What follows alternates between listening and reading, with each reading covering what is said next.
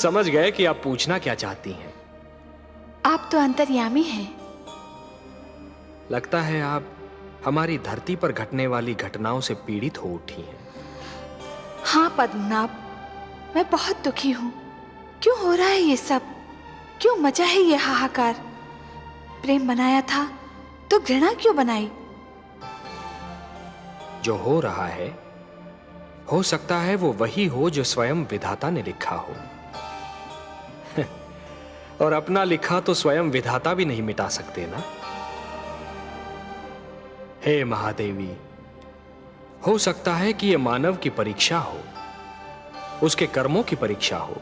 पर ऐसा संसार और ऐसा मानव आपने बनाया ही क्यों नारायण, जो आपकी बनाई धरती पर अंधेरा फैला रहा है? तो आप क्या चाहती थीं कि हम केवल दिन बनाते और रात्रि न बनाते? फिर मानव को अंधेरे उजाले का अंतर कैसे जान पड़ता? विष न होता तो अमृत की महत्ता कैसे जानी जाती? पुष्प के साथ कांटे न होते तो पुष्प के सौंदर्य को कौन जान सकता? पतझड़ न आती तो वसंत ऋतु इतनी सुहानी कैसे लगती?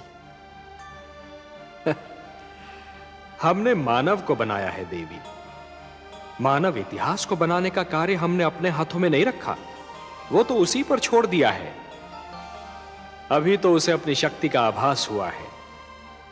इसी से उसे न्याय अन्याय, सत्य असत्य, धर्म अधर्म और पाप और पुण्य की जानकारी भी होगी। हमने बुद्धि दी है मानव को, विवेक दिया है उसे। और यदि मानव ने विवेक से कार्य नहीं किया तो? यदि धरती पर रात्रि इसी प्रकार दिन को निगलती रही तो? अंधकार प्रकाश को डसता रहा तो? तब क्या करेंगे आप? चिंता मत कीजिए देवी।